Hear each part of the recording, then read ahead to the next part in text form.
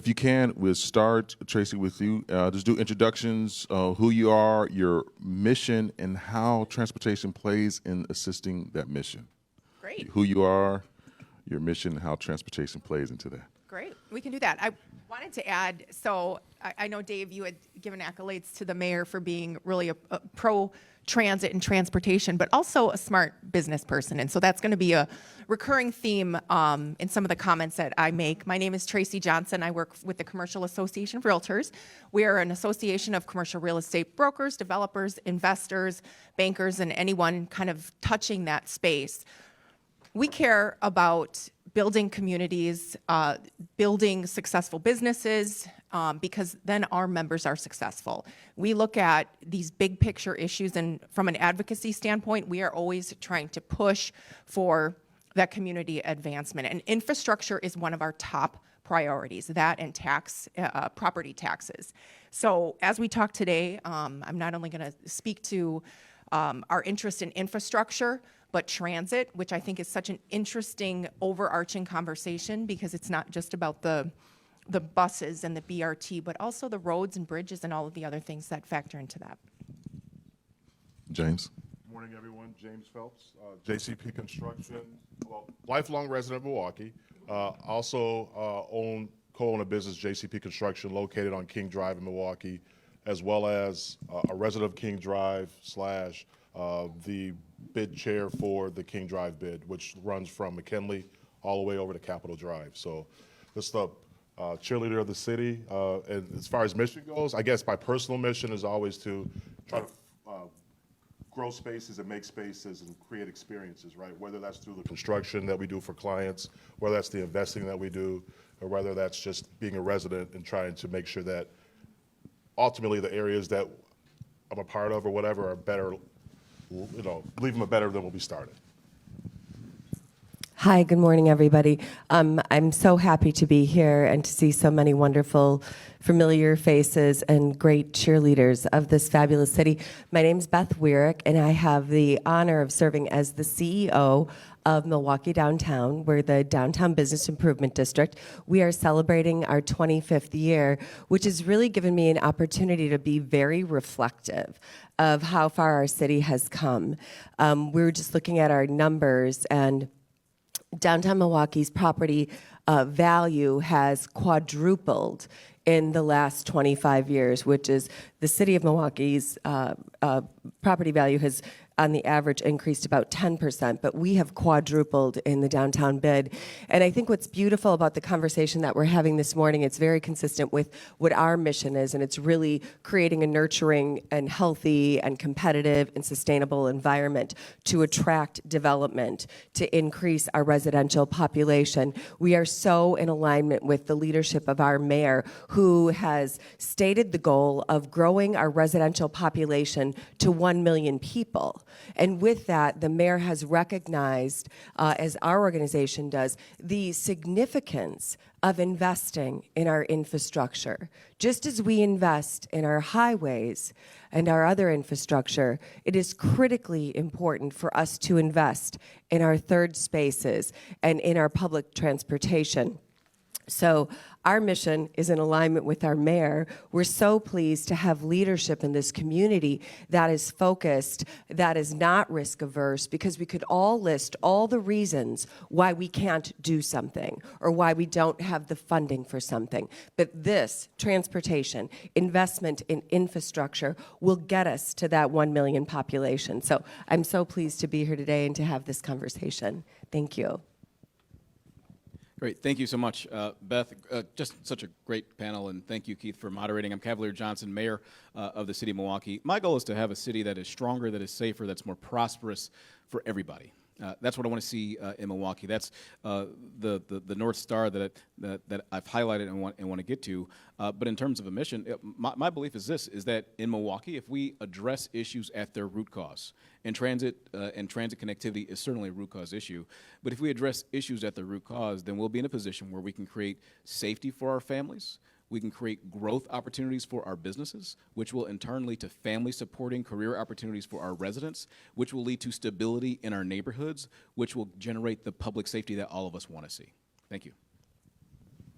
We're going to now move on to the next question here. As we think about greater downtown, that includes, of course, Beth, your area, actual downtown, but also near West Side, Walker's Points, Bronzeville, Brewers Hill, Lindsay Heights. How will transportation choices play into development? Anybody? I'm happy to start. Yes.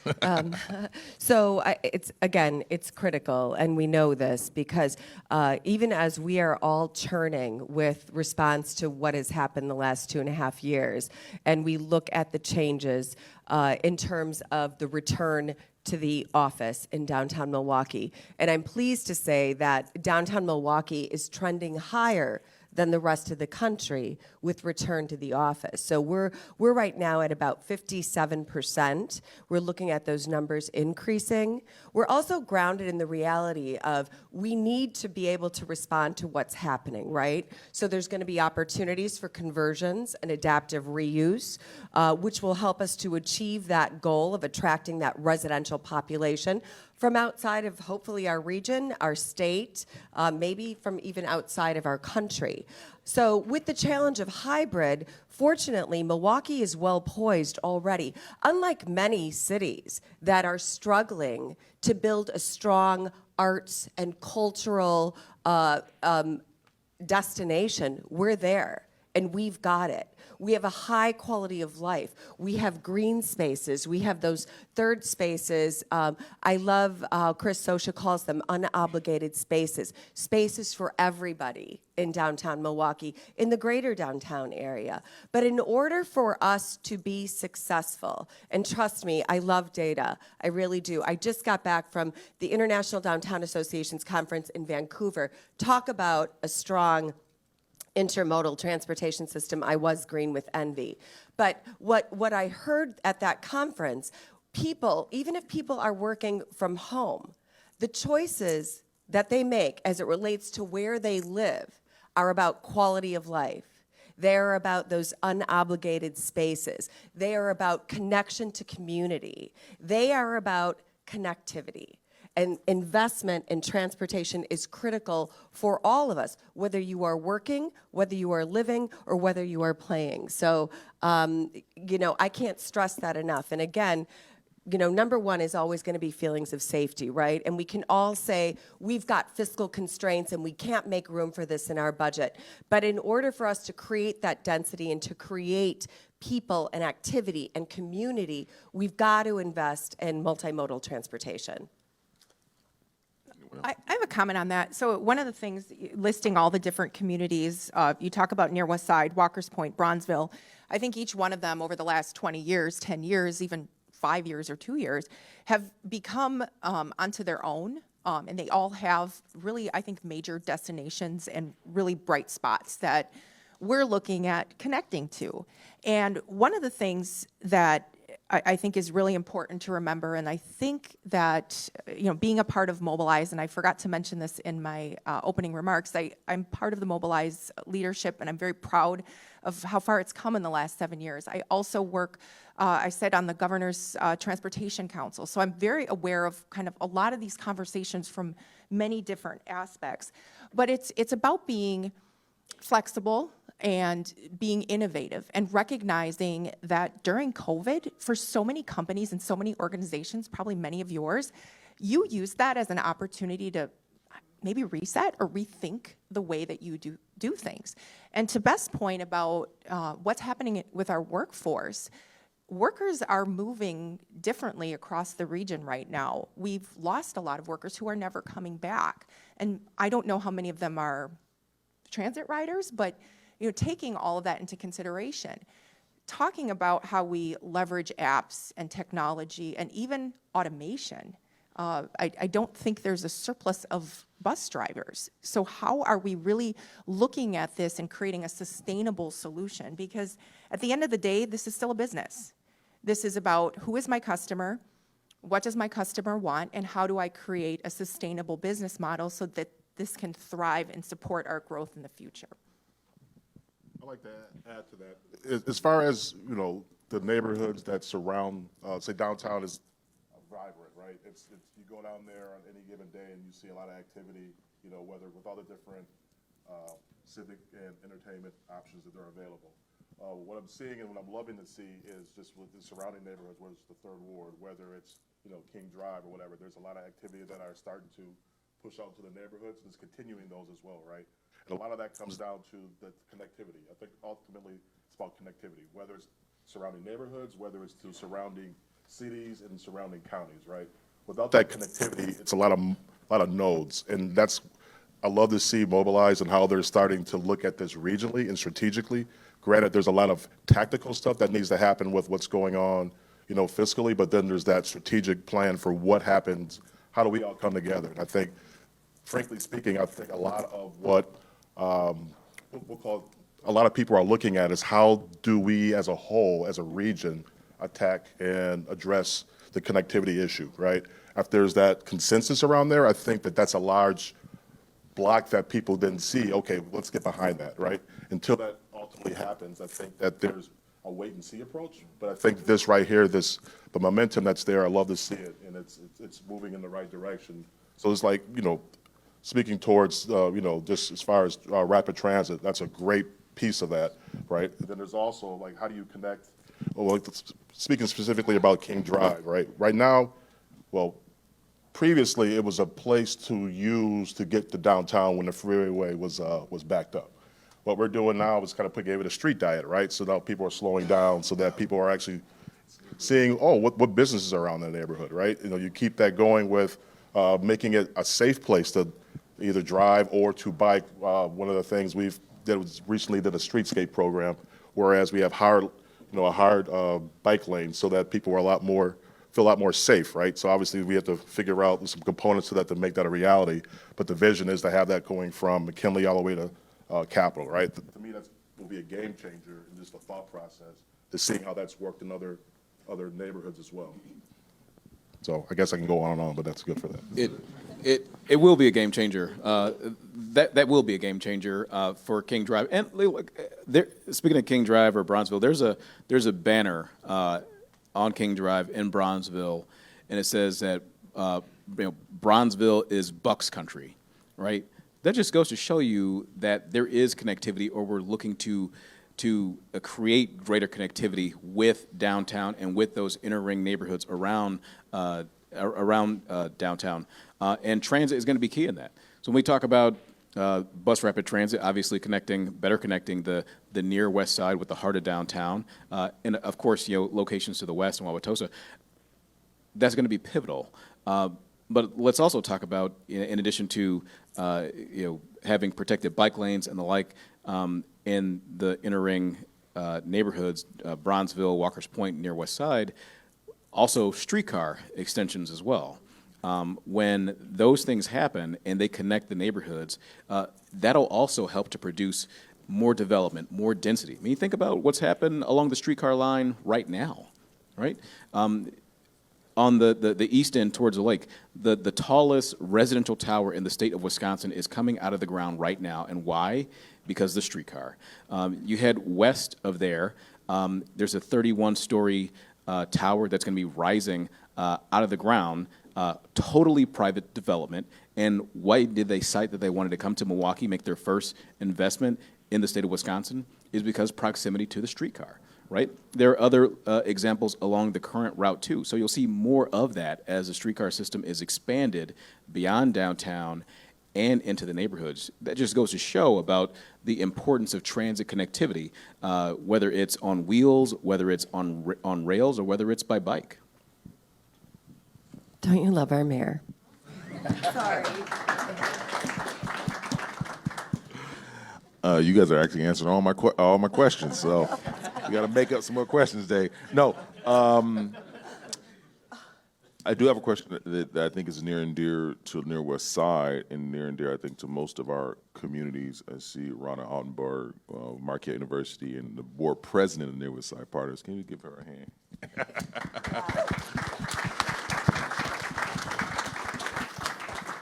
She's been just a drum major for the work we're doing in Near West Side, and I appreciate all her support. But I want to talk about listening.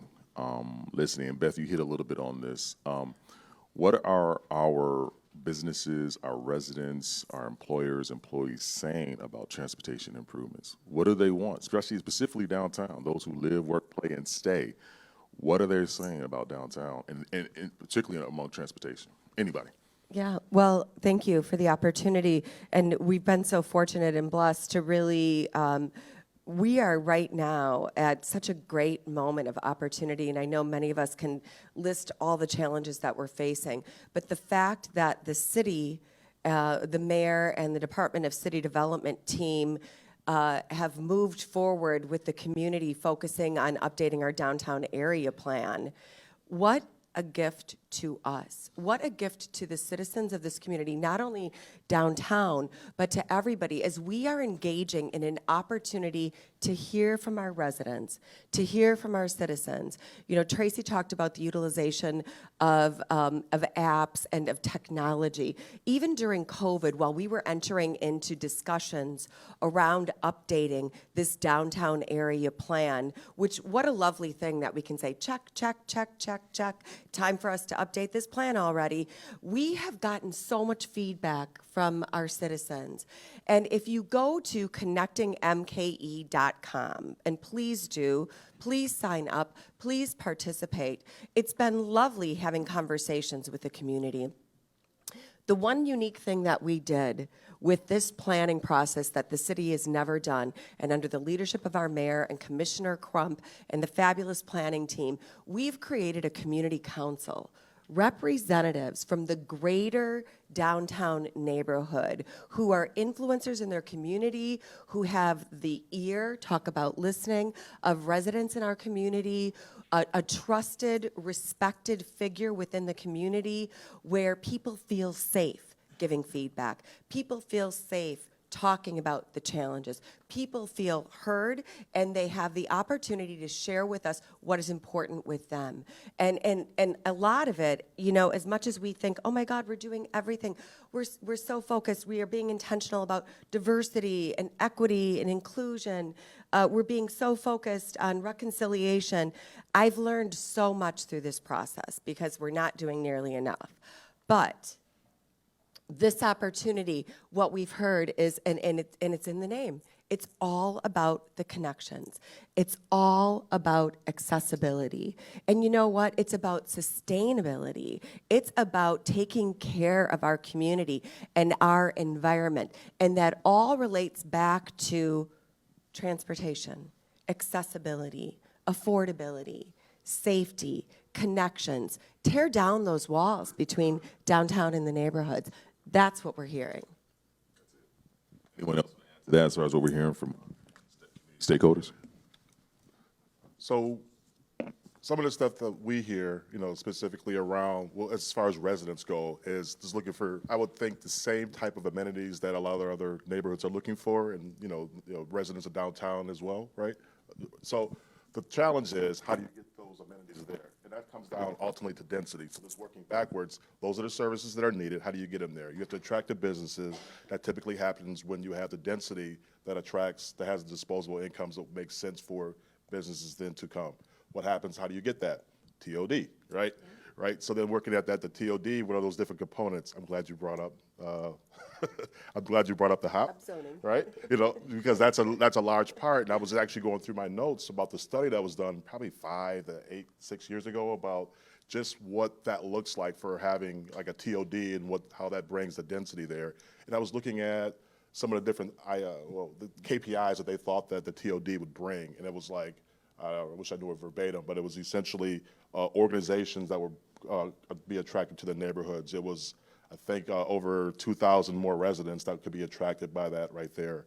And what's interesting is I think that people thinking ahead, right, have started to look at that neighborhoods in a different way, knowing that that's a possibility that could happen, and have been proactive about locating and anticipation for that happening, right? So I think, while I am not a policy wonk by any means, I think it's using the tools that are there and what's been used in other cities where you can use dollars anticipated to create some type of increment. Am I using the right term?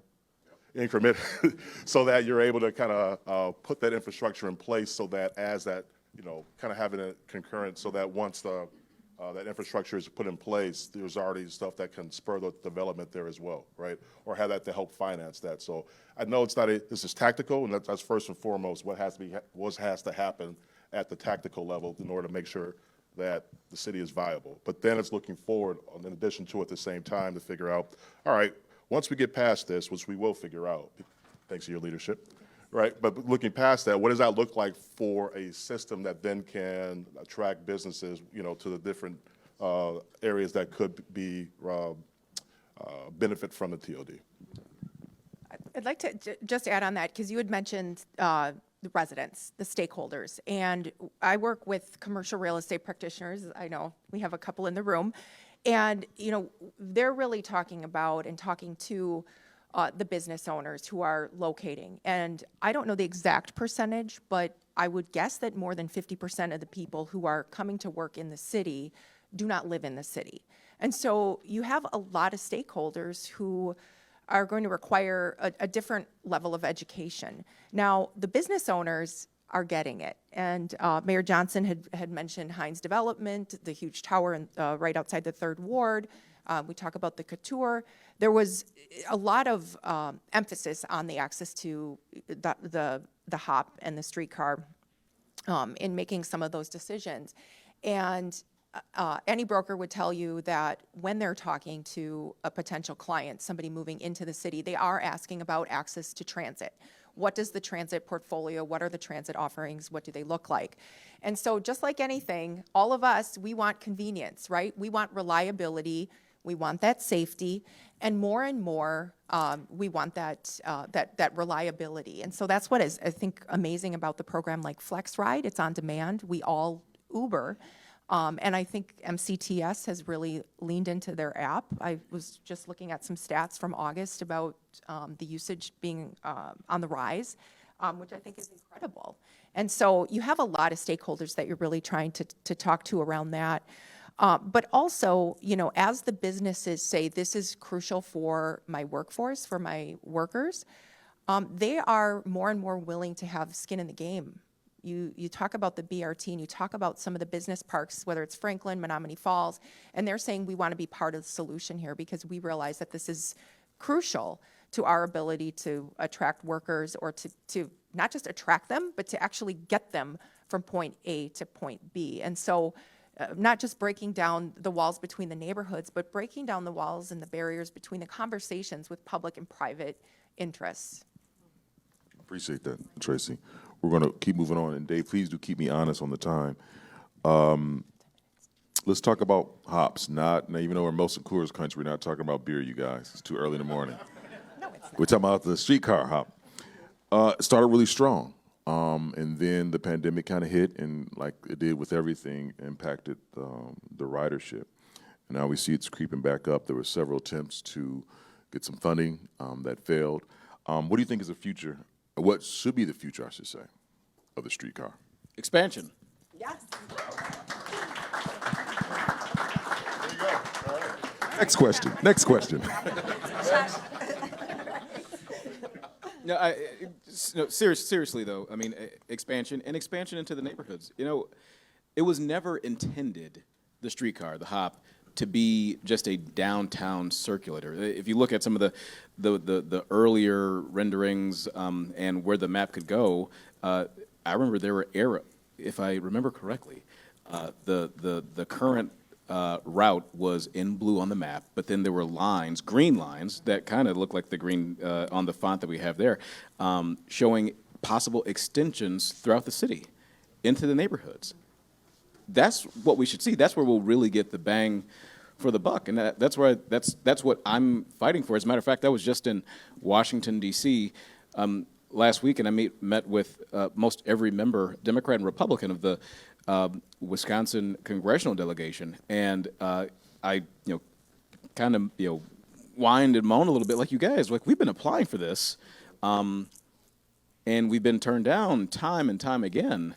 And I think part of that, though, is because of some of the delays we've had with the Couture, but that's coming out of the ground. So my belief is that when we see the connectivity there, those dollars will start to roll in. But my other contention is this, is that if and we're working to change this situation too. But if the state is only going to allow local governments in Wisconsin, Milwaukee included, to only have the property tax as a source of revenue, then the streetcar has proven, it's proven to be an economic driver. It's proven to improve property values. It's proven to generate additional development.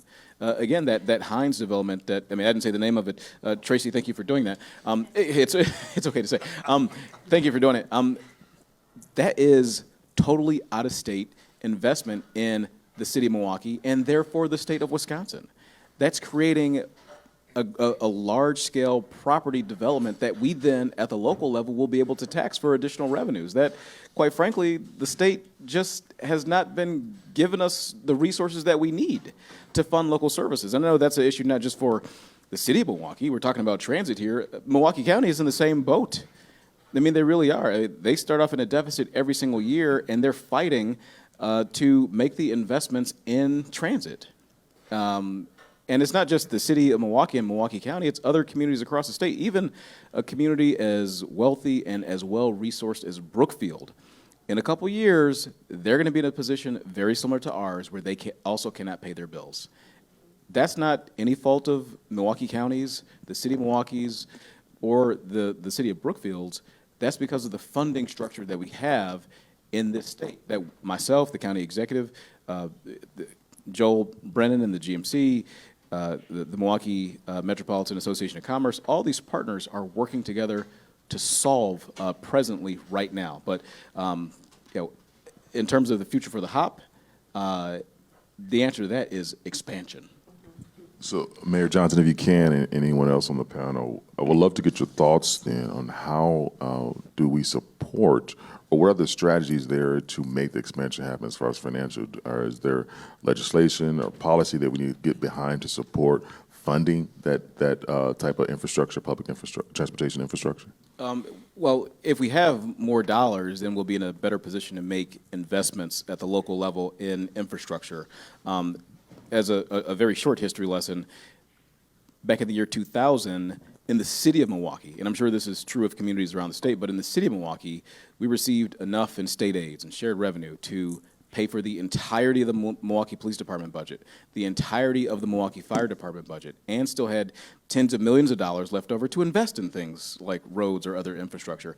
Now the state doesn't give us enough money back to pay for police, which is our largest budget expenditure. So how can folks in this room work together with us in order to increase those revenues? For those of you that do not live in the city of Milwaukee, you live in outside communities, especially to the west or the south, you're likely represented by somebody in the legislature, in the assembly or the Senate, who is in the majority in the Republican Party.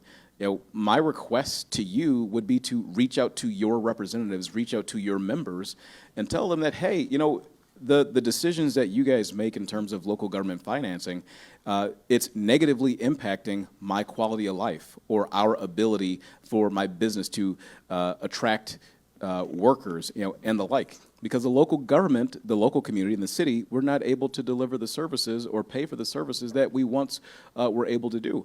And for businesses in particular, as I mentioned before, the MMAC has been an incredible partner along with the Greater Milwaukee Committee in working to get the ear of legislators to push this issue forward. So, folks can go on to movemilwaukeeforward.com, and if you're a business, you can sign up and be a part of the movement that we're organizing to push the legislature to get more revenues back to local governments. Simply asking them to keep their promise that they made to share revenues back with local communities that they made way back in 1911 and worked well for decades and decades and decades until they decided to keep more and more of the money. We just want our fair share. That's it. If I could, I would like to, acknowledge your leadership, Mayor Johnson, as well as County Exec Crawley, for resetting that conversation, right? It wasn't like that conversation wasn't happening previously, but I think it was a breath of fresh air for having that conversation reset under your leadership and his, in order to kind of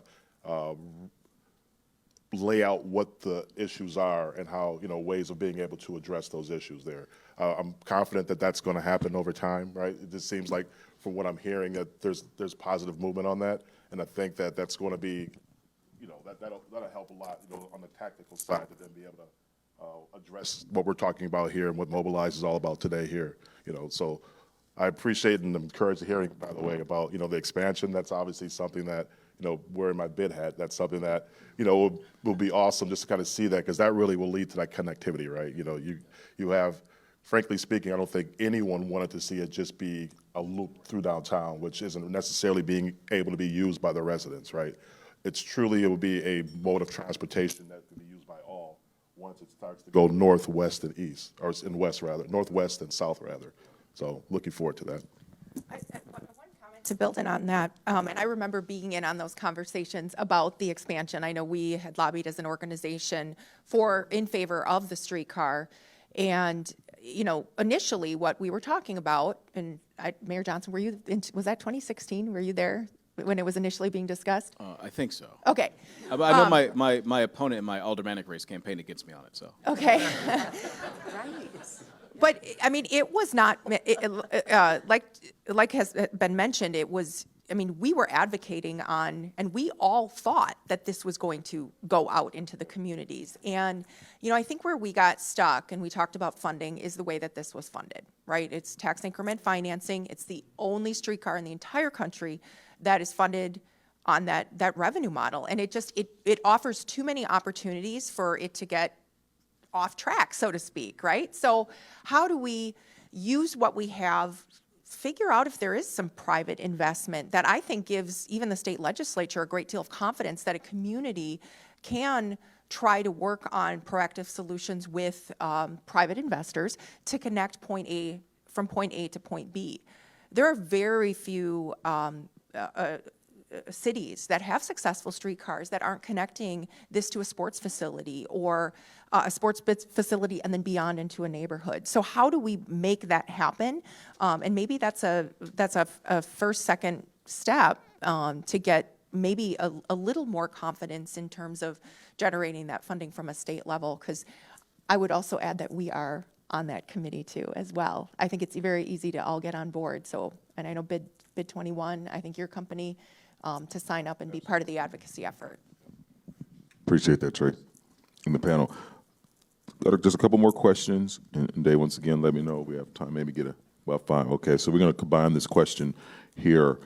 And actually, it's somewhat tied together. So, first, or for the first part of the question, how do we tie our downtown to our local adjacent communities?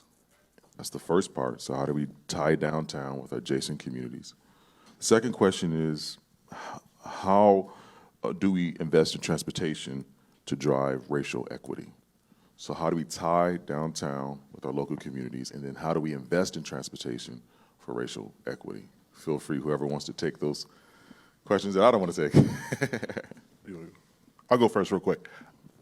I think it's inclusion, and that's a word maybe overused a lot nowadays without a lot of intentionality behind what that means, specifically around, just to be perfectly honest, looking at the county and what the racial makeup of the county is, right?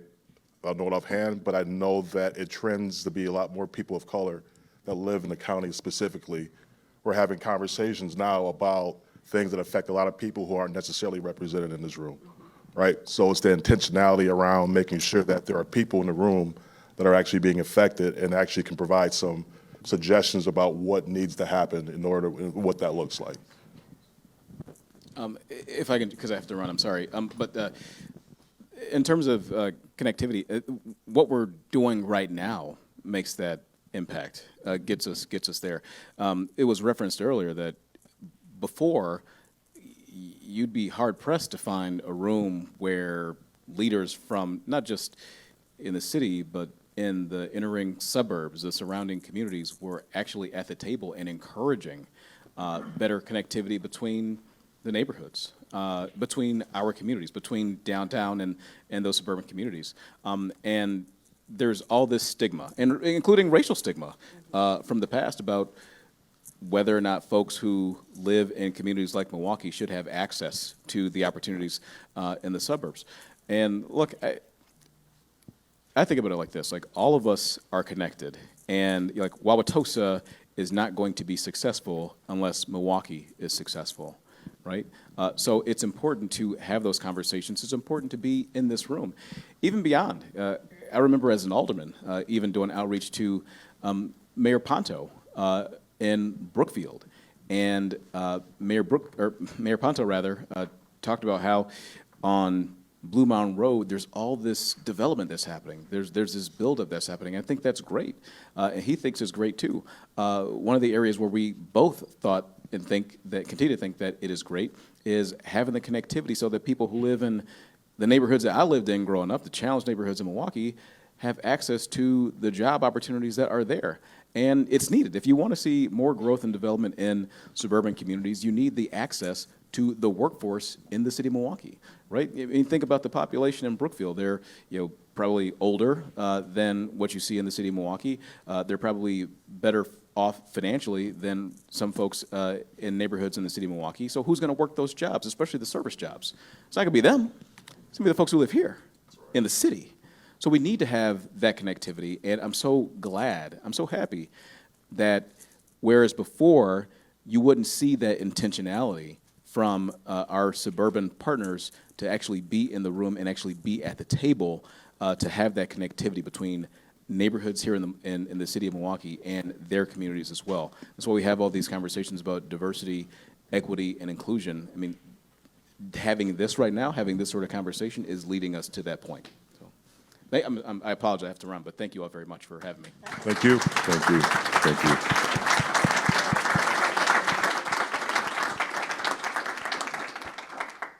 Thank you, Mayor Johnson. Anyone else want to add to that? I would answer? love the opportunity to add to that. I mean, we know, Keith, it runs so much deeper than just transportation, right? I mean, I think about it, and again, during this process, talk about eyes wide open and just getting feedback about creating programs, initiatives, and invitations for people of color who own businesses who are interested in, in having real estate or having a business in downtown Milwaukee, right? I mean, so as part of this process of how we're moving forward, what I love about the thought process is, yes, updating our area plan is about land use and it's about transportation, but it's about policy, it's about advocacy. It is a new day, and I think this is where our city, our downtown, our heart of our community needs to be reflective of this minority population that are our residents. And I can assure you there's a lot of conversation happening around that. I know you're part of that. And we have to be intentional about it. And we've got to level the playing field. So I think that is really critical. And of course, transportation plays a significant role in that. I always think it's so interesting that people think that poor people ride the bus. You know, people who care about our environment, people who care about community and sustainability and connecting with community are huge supporters of public transportation. I'm guilty of driving my car. I'm so sorry. I'm so excited about the BRT. I mean, I just have to confess to that. But the BRT, the east-west, looking forward to the north-south, looking forward to the expansion of the HOP. It is such a lovely thing to know we've got leadership that is going to invest in that. You know, we got to get out there, people, and we have got to get the votes that we need to get this referendum on the ballot in spring. Critical. I know everybody in this room knows that. We've got to look at creative solutions to find those matching dollars so we can apply for those grants. You know, the couture is coming out of the ground. We are leading with actions, and we've got leadership. We are looking at an integrated system. We are looking at ways to show the world that connecting our communities, connecting everybody who lives here is only going to result in prosperity for all of us. Yeah, and I love that idea of the all boats rise, you know, when we find these solutions. But, you know, I've been involved in this for a decade almost, and I know you've been decades and decades, right? But what I'm encouraged by is that we're still talking about it, but instead of just talking about it, we're also doing something.